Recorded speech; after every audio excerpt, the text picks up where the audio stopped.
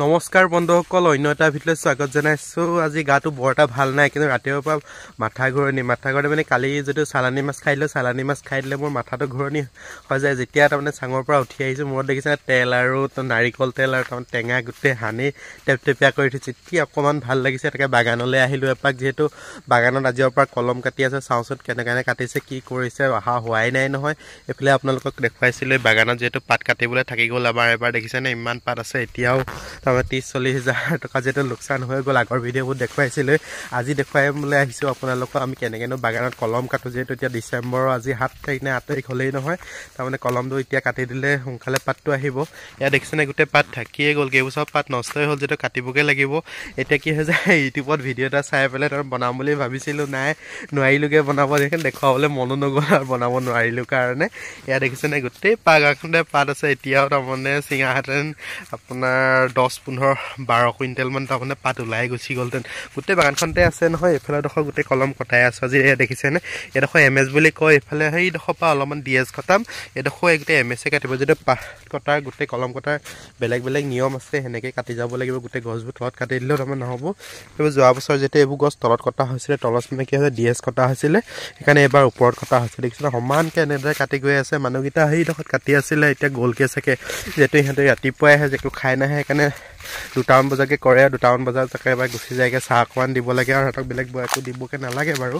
সেইফালে এইডোখৰ ৰাতিপুৱাই আহি পেলাই সিহঁতি এবিঘামান কাটি থৈ গুচি গ'ল। কাইলৈ চাগে এইডোখৰ কাটিব।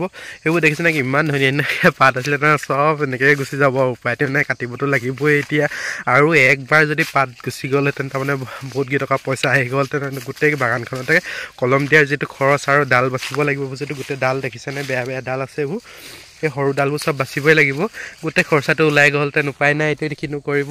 যিহেতু আগতে ফেক্টৰীয়ে 15 তাৰিখমানলৈকে যায়, এবাৰকৈ যে ইণ্ডিয়ান টি বোৰ্ডে সেইটো বন্ধ দিলে, সেইটো ফেক্টৰী গাটো দুখ নাই, কাৰণ তেওঁলোকে বন্ধ কৰিব লাগিব। 13 তাৰিখে তেওঁলোকক অৰ্ডাৰ দিছে কি যে লাষ্ট পেকিং, তাৰমানে যিটো চাহপাতৰ পেকিং হয়, সেইটো 13 তাৰিখৰ ভিতৰত তেওঁলোকে কমপ্লিট কৰিব লাগিব। এই দেখিছেনে পাত ইমান ধুনীয়াকৈ আহিছিলে। দেখিছেনে চব বাজি পাত, এতিয়া ঠাণ্ডা হৈ গৈছে যিটো বাজি পাত যিটো তাৰমানে একদম কোমলীয়া পাত হৈছে। এইটো পাত ধুনীয়া চাহপাত ওলাই দেখিছেনে বাৰু। উপায় নাই, এইবাৰ তাৰমানে বহুত লোকচান মানে কি, এটা ভাল খবৰ হৈ যায় কি, এইবাৰ তাৰমানে মাৰ্চৰ প্ৰথমৰ পৰাই চাহপাত ফেক্টৰী খোল খাই যাব। মাৰ্চৰ প্ৰথমৰ পৰাই যে পাত ছিঙিব পাৰিম যে। আগতে কি হৈ যায়, পাতবোৰ একদম পূৰা আপোনাৰ মাৰ্চৰ লাষ্টতহে যায়গৈ, পাতবোৰ বুঢ়া হৈ যায়গৈ বা কোমলীয়া। এনেকুৱা পাতেই যিহেতু ফাৰ্ষ্ট ছিজনত দিব পাৰিম, সেইটো কাৰণে অকণমান ভালো হৈ যায়। খালি আৰু এতিয়া এনেকৈ লোকচান হৈ গৈছে, যেতিয়া বৰষুণ যদি নাহে, আকৌ পাত মাৰ্চত ক'ৰ পৰানো ওলাবগৈ। যদি বৰষুণ আহি থাকে বা মাৰ্চৰ প্ৰথমৰ পৰাই পাত ছিঙিব পৰা হৈ যাব। এইখিনিতে আৰু এটা কথা কৈ থওঁ, আপোনালোকৰ ঘৰত যদি বাগান আছে, বাগানত যদি কলম দিওঁতে আপোনালোকে সদায় এনেদৰে কলম দিয়াৰ পাছতে চেফটিকৰ বা ব্লাইটৰ কিবা দৰৱ এটা মাৰি দিব। নহ'লে কি হৈ যায়, বহুতো তাৰমানে এইবোৰ ডাল এতিয়া এনেকৈ ওলাই আছে নহয়, এই ডালবোৰত কি হৈ যায়, শুকাই ইমানলৈকে বহুত জেগাত দেখা পোৱা যায় যে শুকাই যায়। আপোনালোকৰ ঘৰত যদি বাগান আছে, যিহেতু আপোনালোকে গম পায়, সেইটো কাৰণ নহ'বৰ কাৰণে আপোনালোকে ব্লাইট বা চেফটিকৰ দৰৱ এটা স্প্ৰে কৰি দিব। বেছি দামো নহয়, ব্লাইটৰ দামবোৰ 100-150 টকা লয়।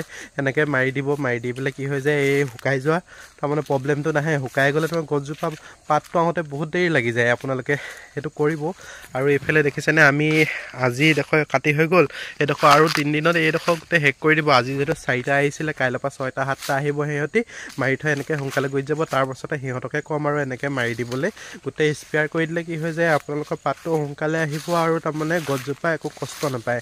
কটাৰীখনৰ পৰাই লাগে সেইটো ব্লাইটটো, সেইকাৰণে তাৰমানে আপোনালোকে স্প্ৰে কৰি দিব। দেখিছেনে গোটেই ডালবোৰ আছে। আমাৰ এই ডালবোৰ কেতিয়াও শুকাই নাযায়। তাৰমানে কি হৈছে, এনেকুৱা ডালবোৰ বহুতৰে দেখিবলৈ পোৱা যায় যে শুকাই যায়। আপোনালোকে সদায় সেইটোতো কৰিবই। সেইটো ভুল কৰিলে কিছুমানে নামাৰে, থৈ দিয়ে থাকক বুলি কৈ পেলাই, কিন্তু পাত বহুত দেৰিকৈ ওলায়, সেইটো মাৰিবই লাগে সদায়। আজি গাটো বৰ এটা ভাল নাই, এনেকৈ শ্বৰ্ট ভিডিঅ' এটা বনালোঁ। ভিডিঅ'টো ভাল পাই লাইক শ্বেয়াৰ কৰিব আৰু চেনেলটো ছাবস্ক্ৰাইব কৰি দিব।